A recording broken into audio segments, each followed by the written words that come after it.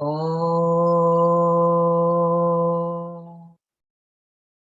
श्रीगणेशाय नमः। अथः तृतीयस्कन्धे एकोनत्रिंशोऽध्यायः। व्यास उवाच। तदा कर्ण्यवचो दुष्टं जानकी भयविह्वला वेपमाना स्थिरं कृत्वा मनोवाचमुवाचः। कौलस्त्वं किं सद्वाक्यं त्वमाथ स्मरमोहितः।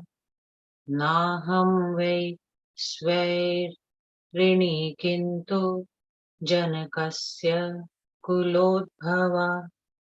गच्छ लङ्कां दशास्य त्वं रामस्त्वां वै हनिष्यति।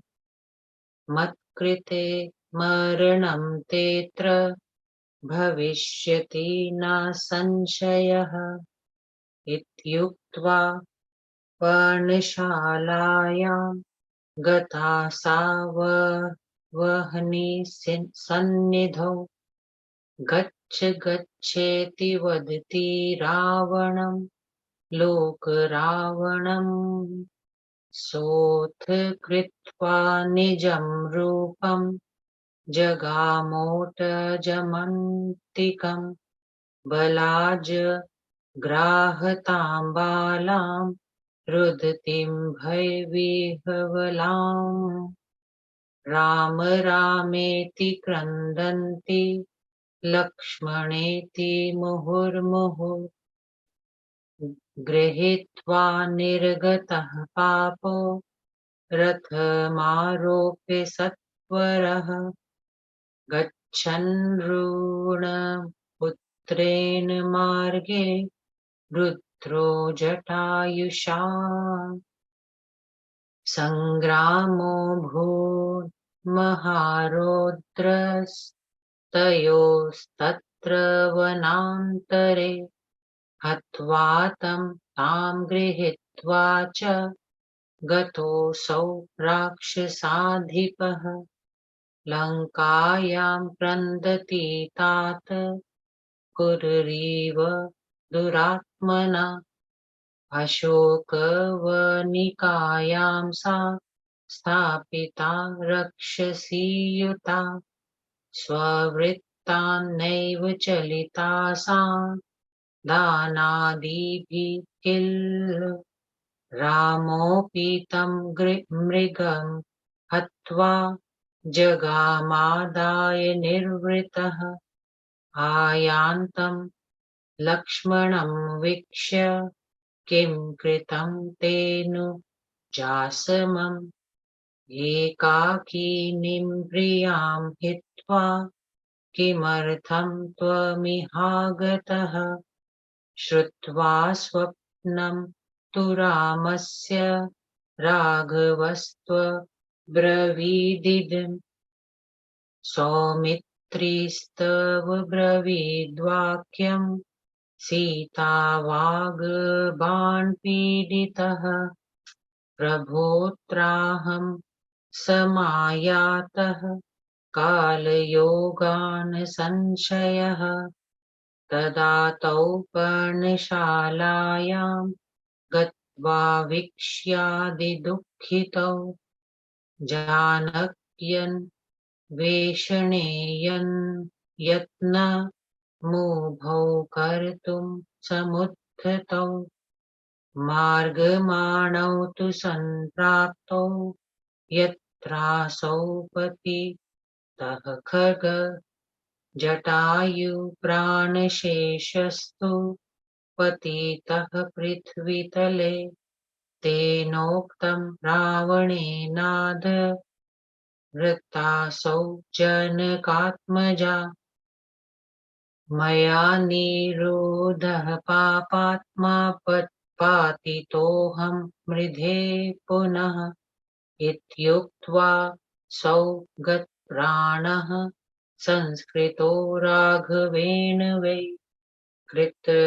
वोर्ध्व दैहिकं राम लक्ष्मणौ निर्गतौ ततः कबन्धं घातयित्वासौ शापाचामोचयत् प्रभु वचनातस्य हरिणा सख्यं चक्रेथ राघवः हत्वा च वालिनं वीरं किष्किन्धाराज्यमुत्तमम् सुग्रीवाय ददौ रामः कृतसंख्याय कार्यतः तत्रैव वार्षिकान् मासान् तस्थौ लक्ष्मणसंयुतः चिन्तयन् जानकीं चित्ते दशानन हयतां प्रिया लक्ष्मणं प्राह रामस्तु सीताविरहपीडितः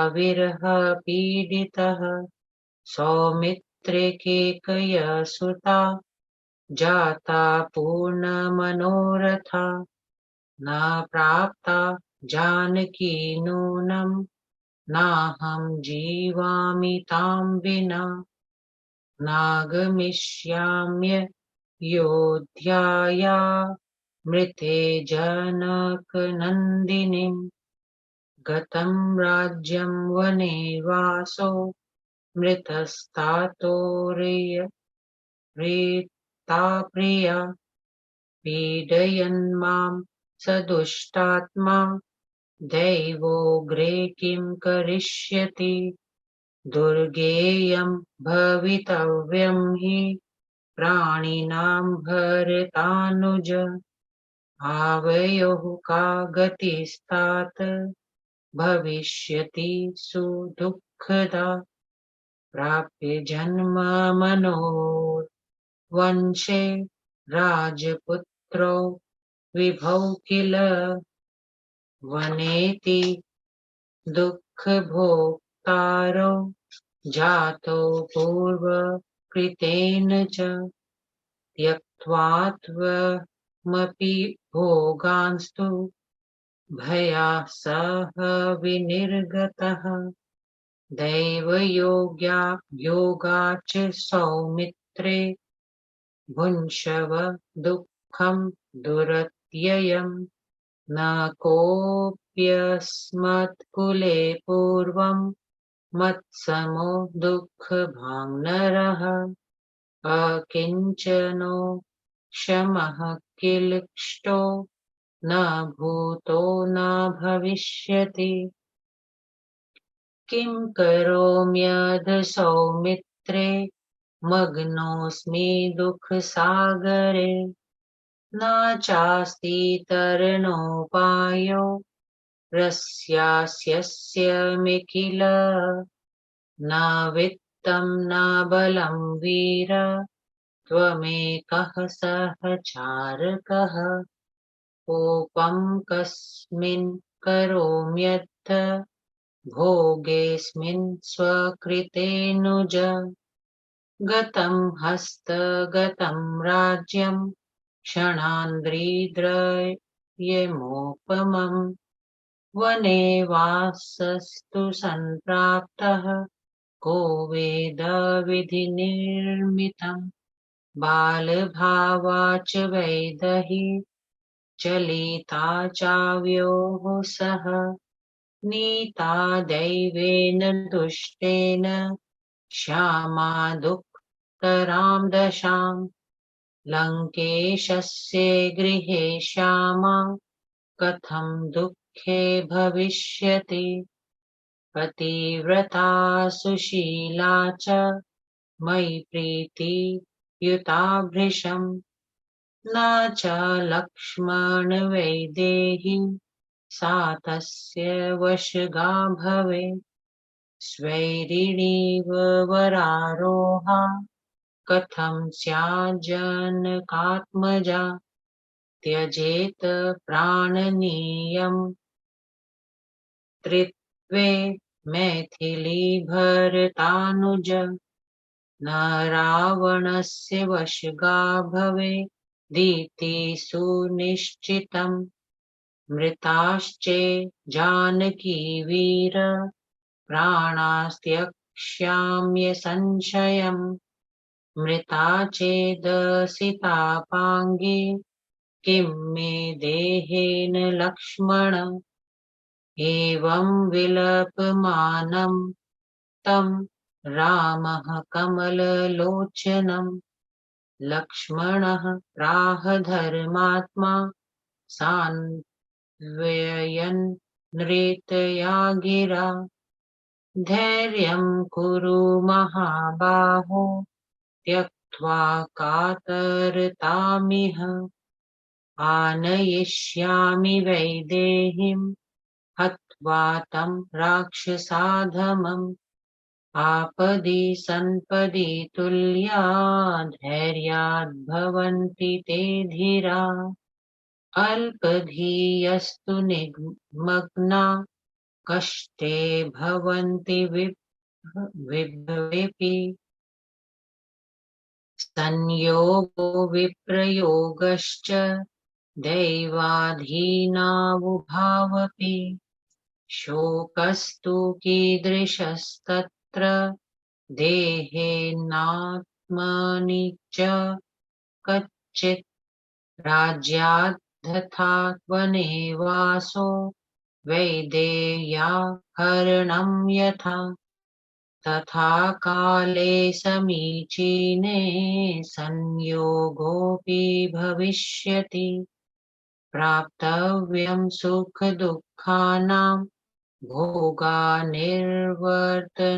कच्चित् नान्यथा जानकी जाने तस्मात् शोकं त्यजाधुना वानराः सन्ति भूयांसो गमिष्यन्ति चतुर्दिशम् शुद्धिं जनकनन्दिन्या आन्येष्यन्ति ते किल ज्ञात्वा मार्गस्थितिं तत्र गत्वा कृत्वा पराक्रमम् हत्वा तं पापकर्माण मानयिष्यामि मैथिलीं ससैन्यं भरतं वापि समाहूय सहानुजम् हनिष्यामो वयं शत्रुं किं शोचसि वृथाग्रज रघुणैकरथेनैव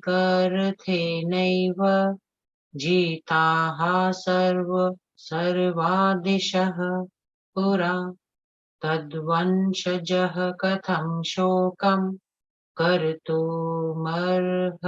राघव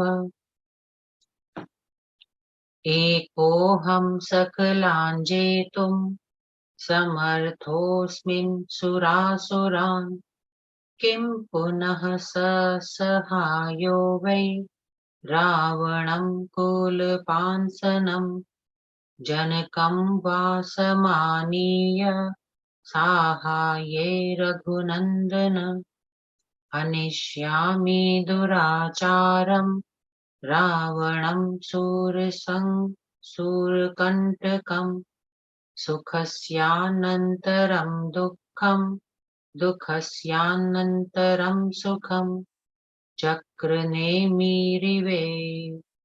तन् भवेन्द्रधुनन्दनं मनोति कातरं यस्य सुखदुःखसमुद्भवे स शोकसामरे मग्नो न सुखी स्यात् कदाचन इन्द्रेण व्यसनं प्राप्तं पुरा वै रघुनन्दन नहुषः स्थापितो दैव्यै सर्वैर्मघवतः पदे स्थितः पङ्कजमध्ये च बहुवर्षगणानपि अज्ञातवासं मघवा भीतस्त्यक्त्वा निजं पदम् पुनः प्राप्तं निजं स्थानं काले विपरिवर्तिते नहुषः पतितो भूमौ शापाद जगराकृति इन्द्राणीं कामयानस्तु ब्राह्मणान् मान्य च अगस्त्य कोपात् सञ्जातः सर्पदेहो महीपतिः तस्माच्छोको न कर्तव्यो व्यसने सति राघव बुद्ध्मे चित्तमास्थाय स्थातव्यं वै विपश्चिता सर्वज्ञोऽसि महाभाग समर्थोऽसि जगत्पते किं प्राकृत इवात्यर्थं कुरुषे शोकमात्मनि व्यास उवाच इति लक्ष्मणवाक्येन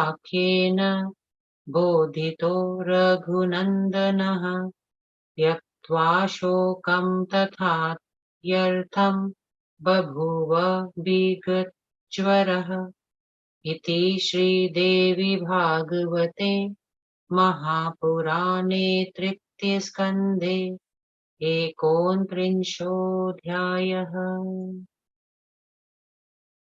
29वां अध्याय हिंदी अनुवाद। सीता जी का हरण और राम जी का विलाप। व्यास जी बोले, हे राजन, रावण के ये दुर्वचन सुनकर सीता भय से कांप उठी, फिर भी किसी प्रकार मन स्थिर करके बोली, हे पुलत्स्व के वंशज, आप काम मोहित होकर ऐसी गंदी बात क्यों कह रहे हैं?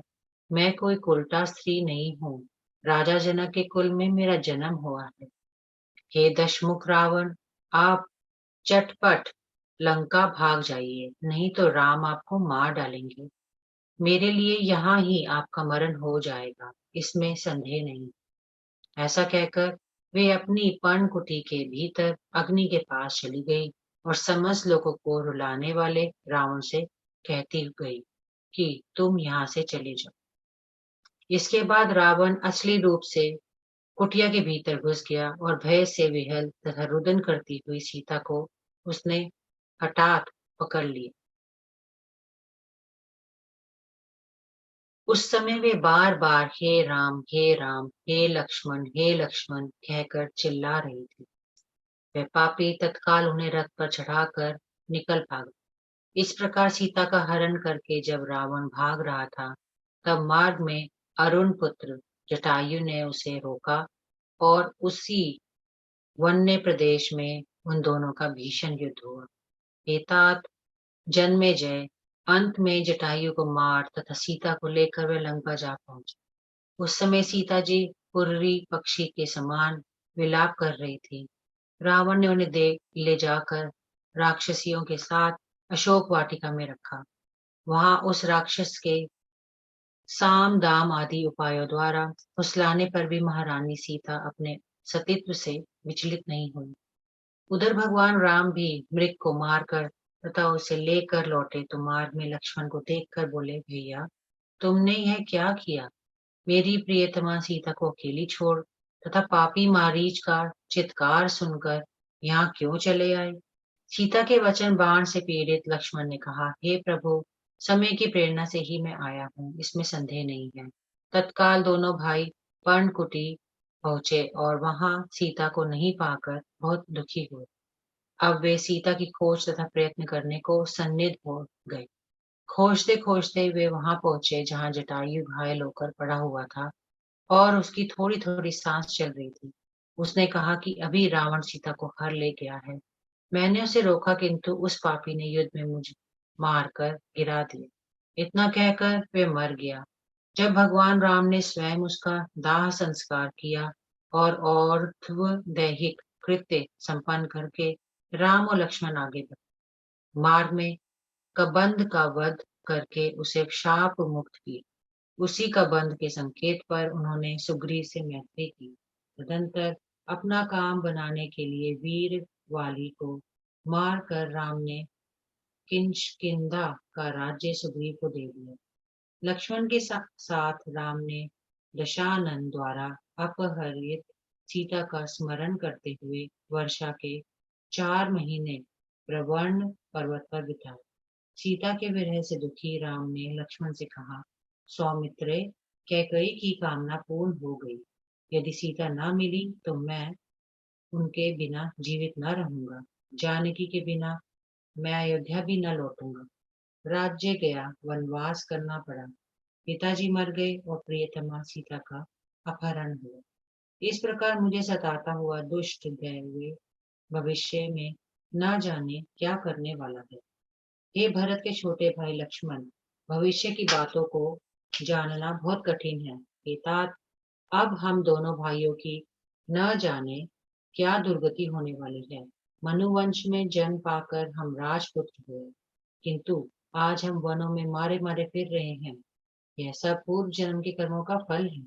राजसी सुख त्याग कर तुम भी घर से चल पड़े।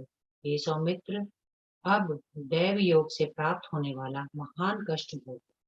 मेरे कुल में मेरे जैसा कोई व्यक्ति नहीं हुआ जिसे इतना दुख झेलने को मिला था। मेरे सदृश अकिंचन, असमर्थ और दुख भागी मनुष्य ना कभी हुआ है और ना ही भविष्य में होगा। हे लक्ष्मण, मैं क्या करूं? मैं दुख के समुद्र में डूब रहा हूँ। मुझ असहाय को कोई भी ऐसा उपाय नहीं दिखाई देता जिससे मेरा उपकार हो सके। हे वीर, मेरे पास न धन है और न बल है। एकमात्र तुम ही मेरे सहायक हो। हे अनुज, अपने कर्म का फल भोगते हुए मैं किस प्रकार क्रोध करूं? इंद्र और यम के राज्य की तरह हाथ में आया हुआ विशाल राज्य क्षण भर में चला गया और वनवास करना पड़ा। विधाता के विधान को भला कौन जान सकता है। बाल्य स्वरूप की चपलता वश सीता भी हम दोनों के साथ चली आई। सो दुष्ट देव ने उसे सुंदरी को दुख की स्थिति में पहुंचा दी। लंकेश रावण के घर में सीता कितनी दुखीनी होगी।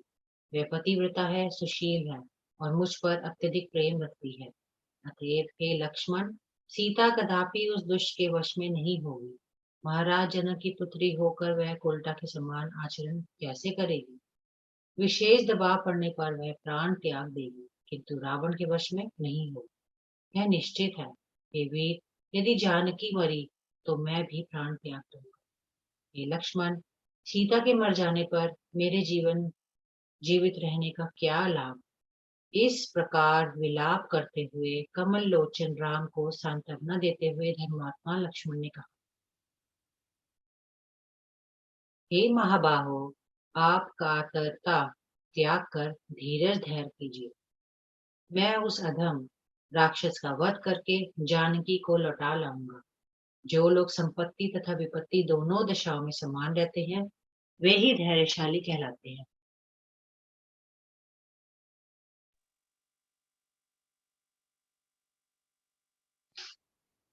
अल्प बुद्धि मनुष्य संपत्ति तथा विपत्ति दोनों में दुखी रहते हैं। संयोग और वियोग दोनों ही दैव के अधीन रहते हैं। जबकि शरीर आत्मा से पृथक वस्तु है, तब इसके लिए शोक किस बात का? जिस प्रकार हमें राज्य से निर्वासित होकर वनवास करना पड़ा और सीता का हरण हुआ, उसी प्रकार अच्छा समय आने पर यह वियोग भी संयोग के रूप में परिणत हो जाएगा। हे सीतापते, सदा प्राप्त होने वाले दुख सुख से भला कभी छुटकारा मिल सकता है? वह तो भोगना ही पड़ता है। अतएव आप शोक त्याग दें। हमारे सहायक बहुतेरे वानर हैं। वे चारों ओर जाएंगे और सीता का पता लगाएंगे।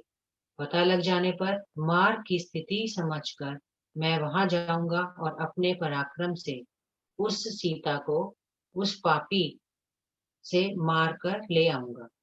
हे बड़े भैया, वैसे न काम चलेगा तो सेना समेत भरत को बुलाऊंगा। इस प्रकार हम लोग शत्रु को समाप्त कर देंगे। आप व्यर्थ शोक क्यों करते हैं? हे राघव, महाराज रघु ने पूर्व काल में एक ही बार रथ पर बैठकर सब दिशाएं जीत ली थी। उन्हीं के वंशज होकर आप इस प्रकार शोक करते हैं। मैं अकेला ही सब देवताओं और दैत्यों को जीतने में समर्थ हूँ।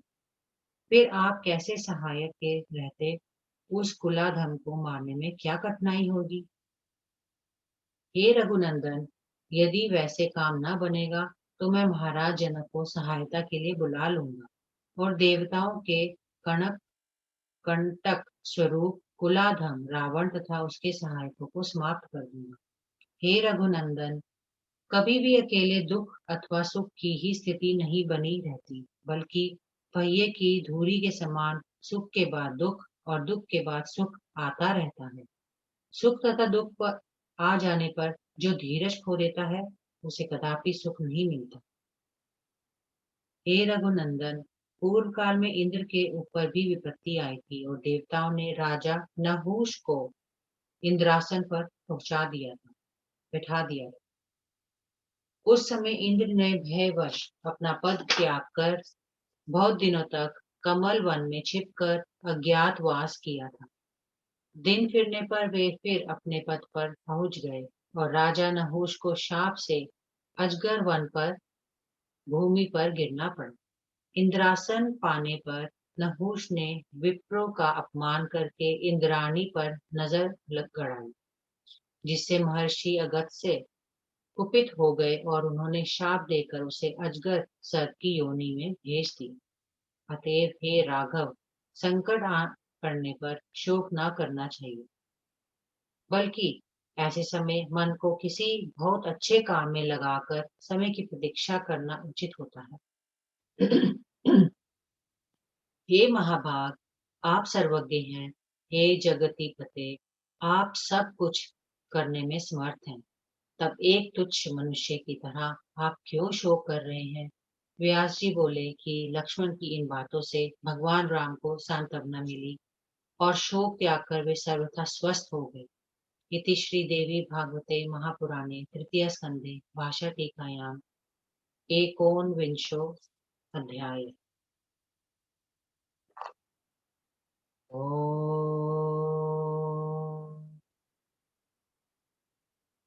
श्री देवी दुर्गा देवी नमः। ओम श्री दुर्गा देवी नमः।